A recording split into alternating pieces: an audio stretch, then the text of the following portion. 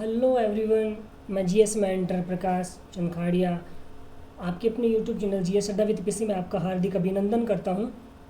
Dear friends, आज हम बात करने वाले हैं उन 20 इम्पोर्टेंट क्वेश्चंस के बारे में जो आपके जितने भी आगामी एग्ज़ाम्स आने वाले हैं उनके लिए आपके लिए बहुत ही ज़्यादा हेल्पफुल साबित होने वाले हैं। तो फ्रेंड्स, आप इनको ध्यान से रीड करिएगा और ज़्यादा से ज़्यादा इनको समझने की कोशिश करिएगा। तो इसी क्रम में अपन आगे बढ़ते हैं और अपना फर्स्ट क्वेश्चन है, कोशिका की ऊर्जा का आधार क्या है। आपको बताना है फ्रेंड्स कि कोशिका की ऊर्जा का आधार क्या है। अ प्लास्टिड, ब क्लोरोप्लास्ट, स गोल्गी कोय और द सूत्र कणिका। तो जो सेल होती है, सेल की ऊर्जा, उसकी सेल में जो ऊर्जा होती है उसका आधार था, बेस क्या है। तो राइट आंसर होगा इसका ऑप्शन द सूत्र कणिका, यानी कि उसमें प्रेजेंट जो सूत्र कणिकाएं होती हैं, जो बोलस होती हैं, वो कोशिका के ऊर्जा का आधार होती हैं। ओके फ्रेंड, बढ़ते हैं अपन सेकंड क्वेश्चन की ओर। अपना सेकंड क्वेश्चन है, कौन सा युगल लक्षणों की आनुवांशिकता से संबंधित है। आनुवांशिकता जेनेटिक्स जिसके बारे में सबसे पहले बताया था ग्रेगर जॉन मेंडल ने। तो उसी बताना कि उसके जो युगल लक्षण होते हैं उनमें कौन सा ऐसा लक्षण जो इनसे संबंधित है। गुणसूत्र तथा जीन, ब गुणसूत्र तथा माइटोकॉन्ड्रिया, स कोशिका झिल्ली व कोशिका भित्ति और द कोशिका झिल्ली व क्लोरोप्लास्ट। तो आपको बताना है कौन सा युगल लक्षणों की आनुवांशिकता से संबंधित है। तो इसका राइट आंसर जाने, तो इसका राइट आंसर होगा ऑप्शन ए, गुणसूत्र तथा जीन। गुणसूत्र तथा जीन ऐसे फैक्टर होते हैं जो किससे संबंधित होते हैं, आनुवांशिकता से रिलेटेड होते हैं। और इसी पे यानी कि जब मेंडल ने पायसम सेटा एवं मटर के पौधे पर परीक्षण किया तो इन्हीं के आधार पर उन्होंने बताया कि उन्होंने देखा कि उन कुछ पौधों में बहुत प्रकार के उन्होंने डिफरेंट लक्षण देखे और उन्हीं के आधार पर उन्होंने इसको आनुवांशिकता का नाम दिया था। ओके फ्रेंड, तो इसका राइट आंसर होगा ऑप्शन ए, गुणसूत्र तथा जीन। अपना थर्ड क्वेश्चन है, किस वैज्ञानिक ने मिलेंड्रियम एल्बम नामक पादप में लिंग निर्धारण को खोजा। आपको बताना है कि ऐसे कौन से वैज्ञानिक थे जिन्होंने मिलेंड्रियम एल्बम नामक पादप में लिंग निर्धारण की क्रिया को खोजा था। H.E. वार्मके, ब टेमिन, स C.B. ब्रीवेज और द विल्सन तथा स्टवेंस। तो इसका राइट आंसर होगा ऑप्शन H.E. वार्मके। इन्होंने सबसे पहले मिलेंड्रियम एल्बम नामक पादप में लिंग निर्धारण को खोजा था। इसको राइट आंसर होगा ए ऑप्शन, इसका राइट आंसर होगा H.E. वार्मके। ओके, बात करें अपन फोर्थ क्वेश्चन की, मेंडल के निष्कर्ष किस पत्रिका में प्रकाशित हुए हैं। अ जर्नल ऑफ प्लांट ब्रीडिंग, ब journal of genetics and plant breeding, स नेचर फोर सेंडर वेरिन और द उपयुक्त में से कोई नहीं। तो आपने बताना है कि जो मेंडल ने अपने निष्कर्ष प्रस्तुत किए उनको किस पत्रिका में प्रकाशित किया गया। तो इसका राइट आंसर होगा फ्रेंड ऑप्शन स, नेचर फोर सेंडर वेरिन। स ऑप्शन इसका राइट आंसर होगा। नेचर फोर सेंडर वेरिन पत्रिका में मेंडल द्वारा दिए गए निष्कर्ष को प्रकाशित किया गया था। ओके फ्रेंड, बढ़ते अपन फिफ्थ नंबर क्वेश्चन की ओर। फिफ्थ नंबर क्वेश्चन है, कोशिका में अचल संपत्ति किसे माना जाता है। कोशिका में अचल संपत्ति किसे माना जाता है। तो इसका राइट आंसर होगा ए ऑप्शन है, कार्बोहाइड्रेट, ब वसा, स प्रोटीन और द न्यूक्लिक एसिड। तो इसका राइट आंसर होगा friends option the nucleic acid, यानी कि जो न्यूक्लिक एसिड्स होते हैं वो कोशिका में अचल संपत्ति उनको कहा जाता है। यानी कि कोशिका की अचल संपत्ति किसे कहते हैं, न्यूक्लिक एसिड को कोशिका की अचल संपत्ति कहा जाता है। ओके फ्रेंड, तो आप समझ पाए होंगे। चलते हैं अपने सिक्स क्वेश्चन की ओर। अपना सिक्स क्वेश्चन है, वह जंतु जो कोर्डेटा संघ का सदस्य है परंतु कशेरुकी नहीं है। कहने का मतलब जो कोर्डेटा संघ का सदस्य है लेकिन उसमें बोन मेरो प्रेजेंट नहीं होते, वो कशेरुकी नहीं होते हैं। लेंचोलेंट, ब एम्पियोक्सस, स ब्रेंकियोस्टोमा और द उपरोक्त सभी। तो फ्रेंड आप किसका राइट आंसर बताएंगे? तो इसका राइट आंसर होगा ऑप्शन द उपरोक्त सभी, यानी कि चारों के चारों ऐसे हैं जिनमें किसी प्रकार की कोई कशेरुका नहीं पाई जाती। हालांकि ये जो होते हैं ये कोर्डेटा संघ के सदस्य होते हैं, लेकिन इनमें कशेरुका अभाव होता है। तो ऑप्शन क्या इसका राइट आंसर होगा? ऑप्शन द उपरोक्त सभी, यानी कि लैंचोलेट, एम्फियोक्सस और ब्रेंकियोस्टोमा तीनों इसका राइट आंसर होंगे। ओके फ्रेंड, बढ़ते अपन 7th नंबर क्वेश्चन की ओर।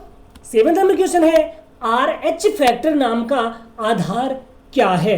आपको बताना है जो RS फैक्टर होते हैं उनका आधार नाम क्या है? चमगादड़, ब रिशस बंदर, द स गेंडा और द चूहा। तो इसका राइट आंसर होगा ऑप्शन फ्रेंड ऑप्शन ब रिशस बंदर। है कि रिशस बंदर है वो RS फैक्टर, उसका बेस उसको माना जाता है। RS फैक्टर का बेस किसे मानते हैं? रिशस बंदर को मानते हैं। ओके फ्रेंड, नेक्स्ट है एक स्वस्थ व्यक्ति में श्वेत रक्त कणिकाओं की संख्या होती है। आपको बताना है कि जो व्हाइट ब्लड सेल्स होती हैं जिनका जीवन काल 5 से 6 दिन का होता है, उनमें रक्त कणिकाओं की संख्या कितनी होती है? 5000 से 9000 प्रति क्यूबिक मिलीमीटर, ब 7000 से 11000 प्रति क्यूबिक मिलीमीटर, स 1000 से 10000 प्रति क्यूबिक मिलीमीटर और द उपयुक्त में से कोई नहीं। तो फ्रेंड्स इसका राइट आंसर जाने तो इसका राइट आंसर होगा ऑप्शन ए 5000 से 9000 प्रति क्यूबिक मिलीमीटर।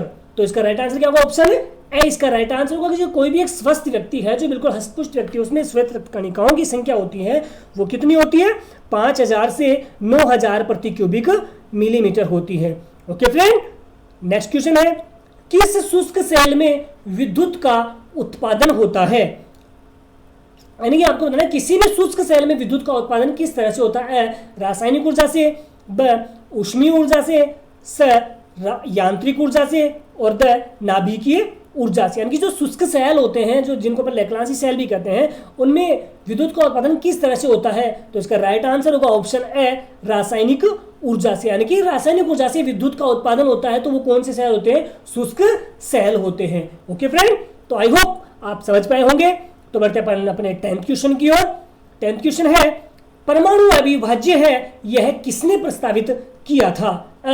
डाल्टन ने, ब बर्जीलियस ने, स रदरफोर्ड ने और द आवोगाद्रो ने। तो आपको बताना कि जो परमाणु अविभाज्य है, क्योंकि इस वैज्ञानिक ने ऐसे कहा था कि जो परमाणु है वो अविभाज्य है कि उसको और अधिक टुकड़ों में नहीं तोड़ा जा सकता है। ये किसने कहा था? तो इसका राइट आंसर होगा ए ऑप्शन डाल्टन ने। डाल्टन ने अपने परमाणु मॉडल प्रतिरूप में सबसे पहले ये बताया था कि जो परमाणु होते हैं वो अविभाज्य होते हैं, यानी कि उनको एक निश्चित सीमा ऐसी आती है, उसके बाद में उनको और अधिक टुकड़ों में तोड़ा नहीं जा सकता है। ओके फ्रेंड, बढ़ते हैं अपन 11th क्वेश्चन की ओर।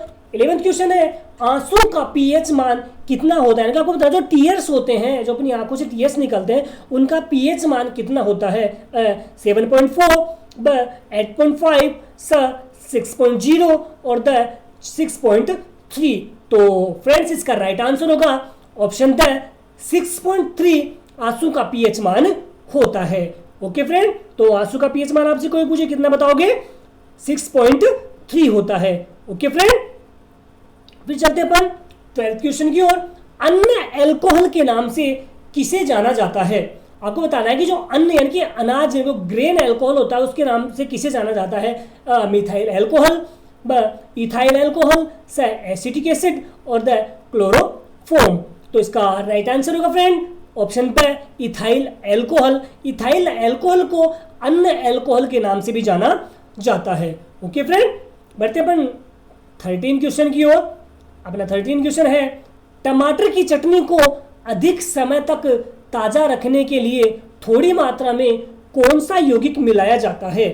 तो आपको बताना है जो टमाटर की चटनी अपन बनाते हैं उसमें उसको ताज़ा रखने के लिए उसमें क्या मिलाया जाता है? सोडियम टार्ट्रेट, ब सोडियम क्लोराइड, स सोडियम बाइकार्बोनेट और द सोडियम बेंजोएट। तो फ्रेंड टमाटर की चटनी को खराब होने से बचाने के लिए उसमें सोडियम बेंजोएट ऑप्शन द इसका राइट आंसर होगा सोडियम बेंजोएट मिलाया जाता है, जिसकी वजह से टमाटर की चटनी खराब नहीं होती है। ओके फ्रेंड, तो इसका राइट आंसर होगा option the sodium benzoate.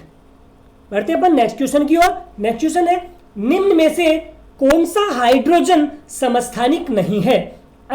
Protium, ब ड्यूटेरियम, स ट्राइटियम और द एरिट्रियम। तो आपको बताना है कि इनमें से हाइड्रोजन समस्थानिक कौन सा नहीं है।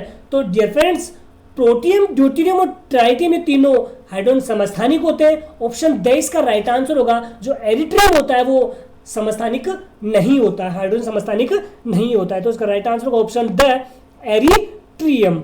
ओके फ्रेंड, बढ़ते अपन 15 नंबर क्वेश्चन की ओर। विद्युत मोटर रूपांतरित करता है यांत्रिक ऊर्जा को विद्युत ऊर्जा में, ब विद्युत ऊर्जा को रासायनिक ऊर्जा में, स ऊष्मा ऊर्जा को यांत्रिक ऊर्जा में, और द विद्युत ऊर्जा को यांत्रिक ऊर्जा में। तो आपको बताएंगे जो अपन घरों में जो मोटर, पानी निकालने की मोटर चलाते हैं उसको किसमें रूपांतरित होता है। तो इसका राइट आंसर होगा ऑप्शन द विद्युत ऊर्जा को यांत्रिक ऊर्जा में। यानी कि जो विद्युत मोटर होती है वो विद्युत ऊर्जा को किसमें कन्वर्ट करती है, यांत्रिक ऊर्जा के अंदर बदल देती है। इस तरह बात करें अपन यांत्रिक ऊर्जा को विद्युत ऊर्जा में, तो जो डायनेमो होता है वो यांत्रिक ऊर्जा को किसमें कन्वर्ट करता है, विद्युत ऊर्जा में कन्वर्ट करता है। ओके फ्रेंड, अपन बढ़ते हैं अपन नेक्स्ट क्वेश्चन की ओर। नेक्स्ट क्वेश्चन है ट्रांसफार्मर का उपयोग होता है। आपको बताना है जो ट्रांसफार्मर लगे होते हैं उनका उपयोग किसमें होता है। ब डीसी वोल्टता बढ़ाने में, ब एसी वोल्टता बढ़ाने या कम करने में, स डीसी वोल्टता कम करने में, और द डीसी को एसी में बदलने में। तो आपको बताना है ट्रांसफार्मर का उपयोग क्या होता है। तो इसका राइट आंसर होगा फ्रेंड ऑप्शन ब एसी वोल्टता बढ़ाने या कम करने में। डियर फ्रेंड्स, आपको बता दूं जो ट्रांसफार्मर होता है वो विद्युत चुंबकीय प्रेरण के सिद्धांत के ऊपर कार्य करता है। ओके फ्रेंड, किसके ऊपर कार्य करता है, विद्युत चुंबकीय प्रेरण के सिद्धांत पे कार्य करता है। और इसमें ये होता है कि जो एसी वोल्टता है ये उच्च वोल्टता से निम्न वोल्टता की ओर या फिर निम्न वोल्ट से उच्च वोल्टता की ओर बदलने का कार्य करता है। कौन, ट्रांसफार्मर करता है। तो इसका राइट आंसर होगा ब ऑप्शन एसी वोल्टता को बढ़ाने या कम करने में। ओके, नेक्स्ट है घरेलू परिपथ में विद्युत की सप्लाई की जाती है। प्रत्यावर्ती धारा के रूप में, ब दिष्ट धारा के रूप में, स दोनों के रूप में, यानी कि प्रत्यावर्ती धारा और दिष्ट धारा के रूप में, और इनमें से कोई नहीं। तो घरेलू जो परिपथ, हमारे घरों में जो बिजली सप्लाई की जाती है उसमें कौन सा यूज किया जाता है। तो इसके राइट आंसर की बात करें तो इसका राइट आंसर का ऑप्शन है प्रत्यावर्ती धारा की, यानी कि एसी वोल्टता के रूप में हमारे घरों में विद्युत सप्लाई की जाती है। जो एसी वोल्टता, तो हमारे घरों में जो विद्युत की एक फिक्स वोल्टेज मान होता है 220 वोल्टेज की विद्युत सप्लाई की जाती है। बात करें हर्टेज में तो इसकी आवृत्ति की बात करें तो इसकी आवृत्ति होती है 50 हर्टेज। अगर कोई पूछे विद्युत सप्लाई की परिपथ में आवृत्ति कितनी होती है 50 हर्ट्ज होती है। ये क्वेश्चन बहुत बार एग्जाम में रिपीट हुआ है। तो फ्रेंड्स, इसको आप ध्यान में रखना कि आवृत्ति पूछी जाए तो आवृत्ति कितनी होगी, 50 हर्ट्ज होती है। ओके फ्रेंड, तो इसका राइट आंसर होगा ए ऑप्शन प्रत्यावर्ती धारा के रूप में। ओके फ्रेंड, बढ़ते हैं नेक्स्ट क्वेश्चन।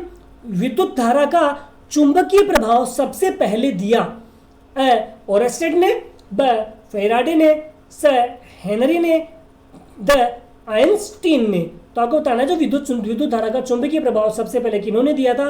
तो इसका राइट आंसर होगा ओरेस्टेड ने सबसे पहले विद्युत धारा का चुंबकीय प्रभाव दिया था। ओके फ्रेंड, अब जान लेते हैं अपन थोड़ा सा फेराडे के बारे में। तो माइकल फेराडे ने विद्युत चुंबकीय प्रेरण और विद्युत अपघटन के सिद्धांत को दिया था, और इन्होंने ये बताया था कि उन्होंने अपने 2 सिद्धांत दिए और उनके आधार पर उन्होंने विद्युत चुंबकीय प्रेरण को और विद्युत अपघटन की घटना को डिटेल से एनालिसिस किया था। ओके फ्रेंड, फिर चलते अपन 19 क्वेश्चन की ओर।